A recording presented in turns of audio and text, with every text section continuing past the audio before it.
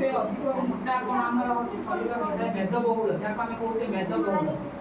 ଆମ ବିଭିନ୍ନ ପ୍ରକାର ବିଭିନ୍ନ ପ୍ରକାର ନାହିଁ, 2 ପ୍ରକାର ଡାଇବେଟିସ୍ ଦେଖାଯାଇଥାଏ।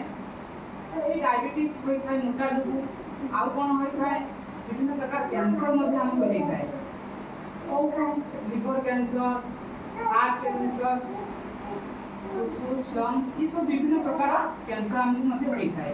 ମୋଟା ହେଲେ ଆମେ ଚାଲିପାରିବା ନାହିଁ, କିଛି କାମ କରିପାରିବା ନାହିଁ। ଗୋଟେ କାମ କଲେ ଧଇଁ ସଇଁ ହେବା, ଗୋଟେ ଜାଗାରୁ ଅନ୍ୟ ଜାଗାକୁ ଚାଲିଲେ ଆମେ ଧଇଁ ସଇଁ ଲାଗିବା। ଏଇଟା ମୋଟାପଣର ଲକ୍ଷଣ। ମୋଟାପଣ ଆଉ କ'ଣ, ଆମେ ବେଶୀ ସମୟ କାମ କରିପାରିବା ନାହିଁ, ଗରମ ଲାଗିଲେ ଆମକୁ ବିଚଳିତ ରଙ୍ଗର ହେବ। ଏଇ ମୋଟାପଣ କେମିତି ହୋଇଥାଏ, ଯଦି ଆମେ କାର୍ବୋହାଇଡ୍ରେଟ୍ ଅଧିକ ଖାଉଛେ ତେବେ ଆମକୁ ମୋଟାପଣ, ଆମର ଶରୀର ଅନୁସାରେ ମୋଟାପଣ ହୋଇଥାଏ, ତାକୁ କୁହାଯାଏ ମେଦବହୁଳ ହୋଇଥାଏ।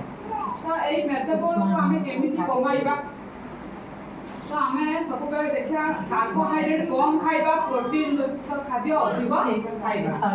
କାର୍ବୋହାଇଡ୍ରେଟ୍ କମ୍ ଖାଇଲେ କ'ଣ ହେବ, ଆମ ପ୍ରୋଟିନ୍ଟା ଅଧିକ ହେବ, କାର୍ବୋହାଇଡ୍ରେଟ୍ କମିଲେ ଆମର ଠିକ୍ ବୟସ ଅନୁସାରେ, ମୋ ଉଚ୍ଚତା ଅନୁସାରେ ଓଜନ ଠିକ୍ ରହିବ।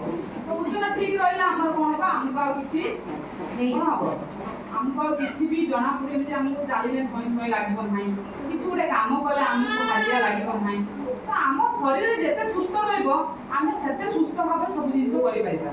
এই ମୋଟାପଣକୁ ହଟାଇବା ପାଇଁ ଆମେ କ'ଣ କରିବା, ସ୍ୱାସ୍ଥ୍ୟ ଶିବିରକୁ ଯିବା, ପ୍ରତ୍ୟେକ ମାସ ପିଲାମାନଙ୍କୁ ଓଜନ କରାଇବା। ଅଙ୍ଗନବାଡ଼ି କେନ୍ଦ୍ରରେ ଆସି ଓଜନ କରାଇଲେ ତାଙ୍କର ହାଇଟ୍ ମାପିଲେ ଆମେ ଜାଣିପାରିବା ଗୋଟେ ପିଲା ଆମର ଓଜନ ବଢ଼ୁଛି କି ନାହିଁ, ଅତ୍ୟଧିକ ଓଜନ ହେଇଛି କି ନାହିଁ ବା କମି ଯାଇଛି ନାହିଁ, ତାକୁ ସବୁ ଜଣାପଡ଼େ। ଯଦି ଆମେ ପିଲାଙ୍କୁ ଓଜନ ନ କରାଇବା ତାହେଲେ ଆମେ କ'ଣ କରାଯିବ, ଆମେ ଜାଣିପାରିବା କି ତାର ଓଜନ ବଢ଼ୁଛି କି କମୁଛି କି ଅତ୍ୟଧିକ ଓଜନ ହେଇଛି, ଆମେ କିଛି ବି ଜାଣିପାରିବା। ତେଣୁ ଆମେ ପ୍ରତ୍ୟେକ ମାସ ଅଙ୍ଗନବାଡ଼ି କେନ୍ଦ୍ରକୁ ଛୁଆକୁ ଆଣିବା।